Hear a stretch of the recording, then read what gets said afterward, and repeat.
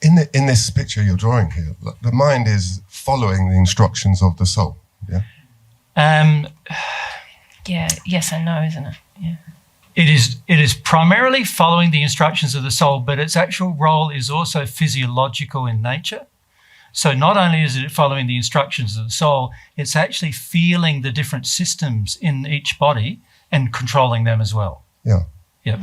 So because so basically they're not independent of each other, these systems, are they? You can think of it, your cardiovascular system is not really independent of your nervous system, it's not independent of your feeling system, and it's not independent of your senses, because all of them are required in order to have your senses. So they're all very integrated into each other. But the problem is we're starting to use our mind as a decision point, right? Almost for conscious choice, yeah, rather than just allowing it to be used as for the physiological control of everything. We're now using it and trying to use it to dominate our soul, our emotional state. Which is kind of what our souls are wanting to do at the moment, but then we're kind of denying that that's even happening. Yeah, when you use the word we there, what do you mean? All of us. No, I mean, like, say I'm doing that. Yeah. Right? Yes. I'm doing it. Yeah. Like, but can my mind do that independent of my soul's choice? It feels like the mind is not dysfunctional. It's perfectly functioning relative to what my soul is telling it to do. Very correct. True. Very true. So my soul is saying, I want to avoid sadness. So mind says, I'll help you do that. You don't even have any dysfunction sadness. is in the soul, not correct. The mind is functioning perfectly. Yes. That's right.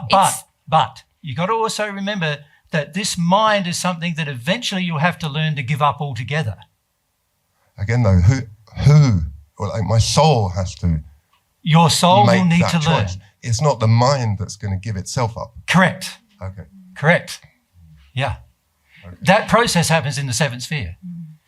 In the seventh sphere, the reason why a lot of spirits stay there for quite some time is because they learn up until the seventh sphere. Many of them are using their mind to progress, using their, trying to progress, using decisions and that they're making all in their mind, not with their feelings.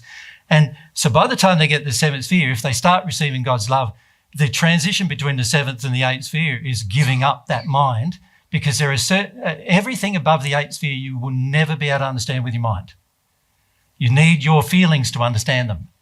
You won't be able to. In fact, you would be very uncomfortable in the eighth sphere if you continue to use your mind.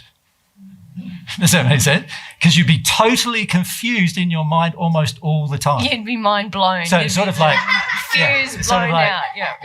So if you could be put there right now, you would feel like absolutely like you'd be so confused that you'd almost go crazy with the confusion. Does that make sense to you? Because the mind becomes so, I can't understand this, I can't understand that, I can't get that, I don't know that, how does that work? And of course, because there's no emotional resolution, the mind just goes, well, and you end up, that's what you would end up doing. And that's why nobody who's ever in the eighth sphere is in that state, because you can't get there with the mind in that state. So that has to be done in the seventh sphere. You have to give up your mind. Now, my suggestion to you is to start giving it up now.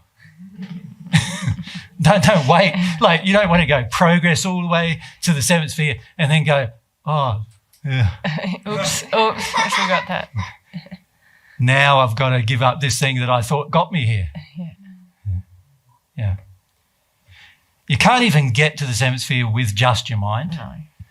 But seventh sphere is all about giving up your mind. But what I'm recommending to you guys is what we're noticing yesterday and today as well, there is a very large focus on what you understand intellectually.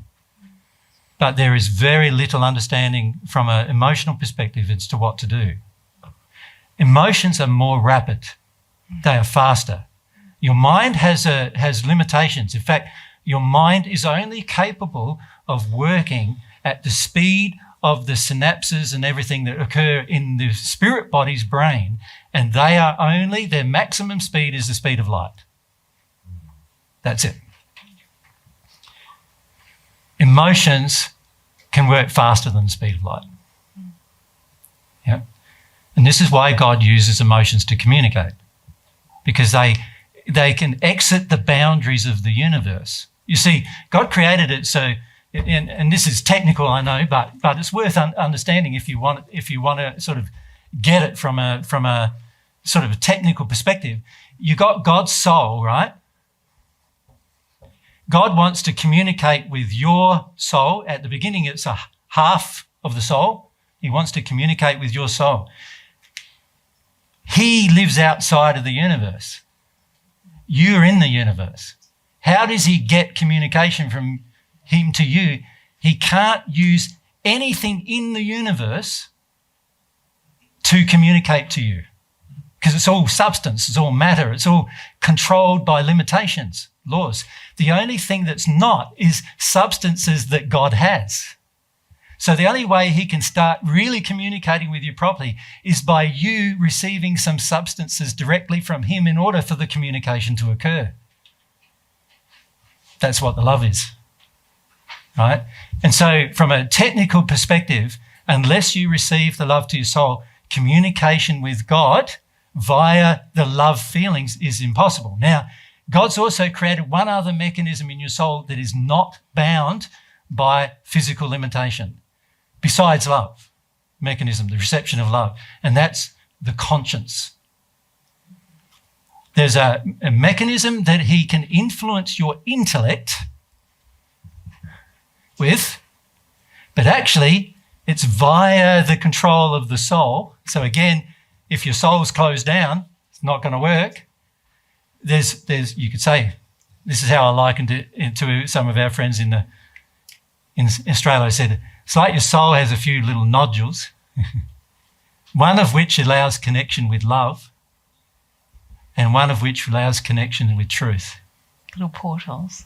They're portals into your soul. They're actual physical portals coming from outside of the universe to your soul. They are the two mechanisms via which God communicates, and they are only in your soul.